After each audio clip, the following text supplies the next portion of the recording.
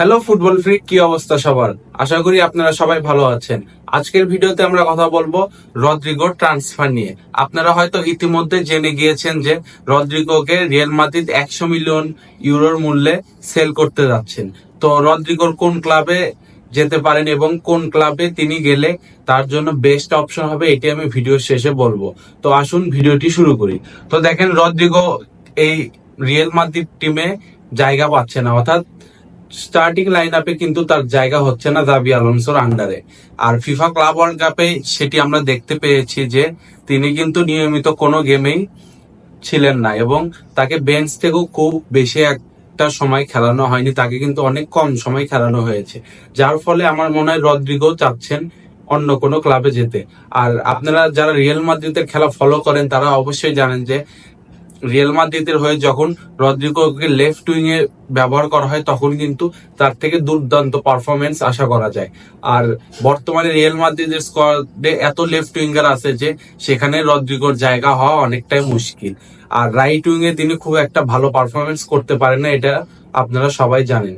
তো আমার মনে হয় তিনি যদি ক্লাব চেঞ্জ করতে পারে তাহলে তিনি যে ক্লাবেই যান না কেন সেই ক্লাবের অটোমেটিক লেফট উইঙ্গার চয়েস হিসাবে তিনিই থাকবেন।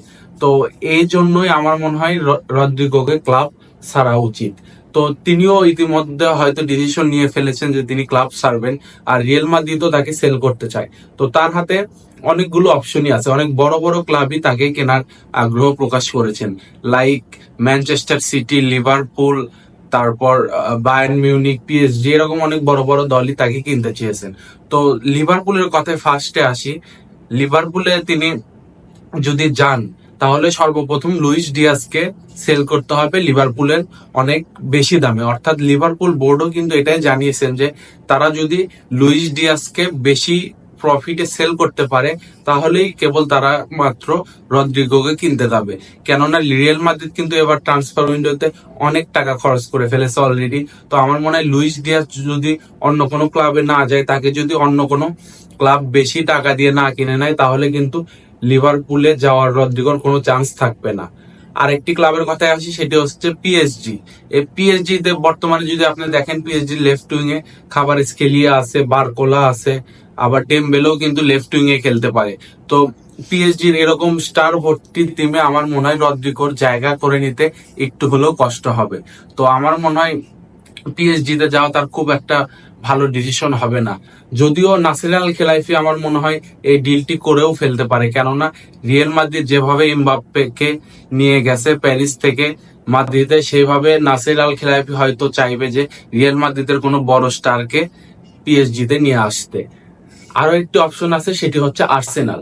তো এই আর্সেনাল কিন্তু সম্প্রতি ভিক্টর গাইকোরেসকে সাইন করে ফেলেছে স্পোর্টিং সিপি থেকে। আর আর্সেনালে যদি লেফট উইং এ আপনি তাকান তাহলে দেখবেন যে সেখানে ব্রাজিলিয়ান গ্যাব্রিয়েল মার্টিনালে আছে। তো এই মার্টিনালি কিন্তু আর্সেনালের জার্সিতে খুব একটা ইম্প্যাক্ট রাখতে পারেনি এর আগের সিজনে। তো মিকেল আর্তেতা হয়তো লেফট উইং এ যদি আর্সেনাল রদ্রিগোকে কিনে নেয় তাহলে হয়তো লেফট উইং এ তাকে খেলাতে পারবেন। আর আর্সেনাল চয়েস তার, যদি আর্সেনাল যদি তিনি যান, আর্সেনালে যদি যান, এটি কিন্তু খুব যে একটি ভালো হবে তা কিন্তু না। কেননা আমরা কিন্তু আর্সেনালকে লাস্ট কয়েক বছরে কোনো ট্রফি জিততে দেখিনি। তারা কিন্তু সব সময় টেবিলে ভালো জায়গায় শেষ করে, কিন্তু তারা কিন্তু ট্রফি জিততে পারে না। আরো একটি অপশন আছে ম্যানচেস্টার সিটি। এই ম্যানচেস্টার সিটি কিন্তু এক সিজন খারাপ করার পর এ পর্যন্ত অনেক অনেক প্লেয়ার কিনে ফেলেছে এবং অনেক অনেক অর্থ খরচ করেছে। তো আমার মনে হয় ম্যানচেস্টার সিটি ইচ্ছা করলেই রদ্রিগোকে কিনতে পারবে, আর রদ্রিগোর ম্যানচেস্টার সিটি একটি ভালো অপশন হতে পারে। আরো একটি অপশন আছে বায়ার্ন মিউনিক।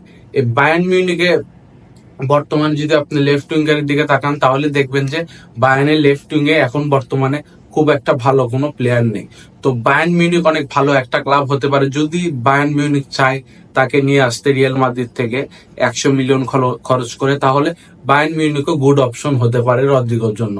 তো আমার মনে হয় রদ্রিগোকে আগে চিন্তা করতে হবে যে তিনি কোন দেশে যেতে চান, কোন ক্লাবের হয়ে খেলতে চান, কোন লিগে খেলতে চান।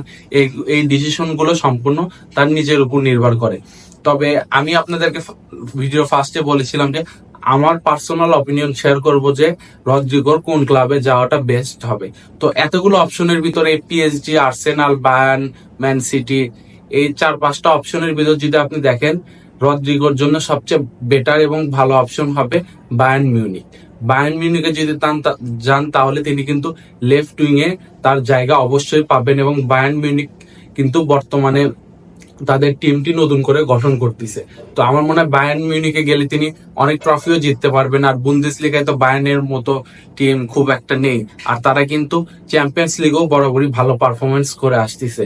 যদিও রিসেন্ট কয়েক বছরের পারফরমেন্স তাদের খুব একটা ভালো না, তবে রদ্রিগোর মতো একজন লেফট উইঙ্গার থাকলে আমার মনে হয় তারা চ্যাম্পিয়ন্স লিগে আরো বেটার কিছু করতে পারবে। তো আপনাদের কি মনে হয় যে রদ্রিগোর আসলে কোন ক্লাবে যাওয়া উচিত? এটা কমেন্ট করে অবশ্যই জানাবেন। আর ভিডিও ভালো লাগলে সাবস্ক্রাইব করে আমাদের পাশে থাকবেন। ধন্যবাদ।